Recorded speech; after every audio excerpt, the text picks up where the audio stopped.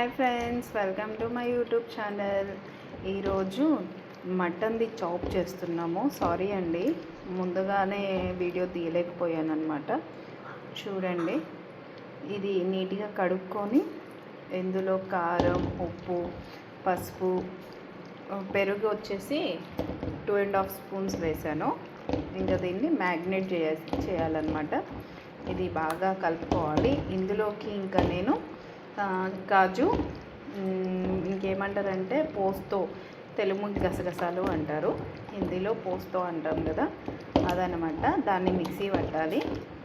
అల్లం వెల్లుల్లి పేస్ట్ కూడా మిక్సీ పట్టేసి నెక్స్ట్ ప్రాసెస్ ఏంటో చూపిస్తాను. ఇందులో చూడండి, ఒక 20-30 కాజు పోస్తో వేసుకోవాలి. మళ్ళీ ఎల్లిపాయలు కూడా వేసుకోవాలి. వెల్లిపాయలు, అల్లం అయిపోయిందనమాట, అల్లం వెల్లుల్లి పేస్ట్. ఇంకా మా పనమ్మాయి అల్లము గిల్లి దాన్ని కోస్తున్నది. అల్లం నీట్గా గిల్లి చిన్న చిన్న ముక్కలుగా కోసుకొని కడిగేసాను. ఇంక ఇప్పుడు ఇది మిక్సీ పట్టేద్దాం రండి.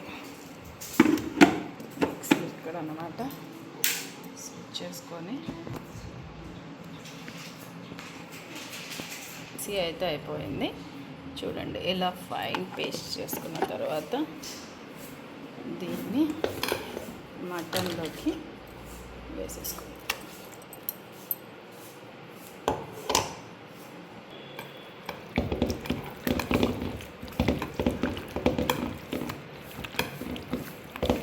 మటన్ బిర్యానీ, మటన్ ధమ్ బిర్యానీ చేద్దాము. అయ్యో, నా మీద పడుతుంది.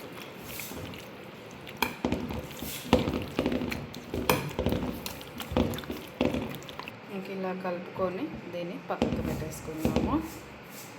దీని మీద మూత. ఇంక ఇదైతే మా స్టవ్.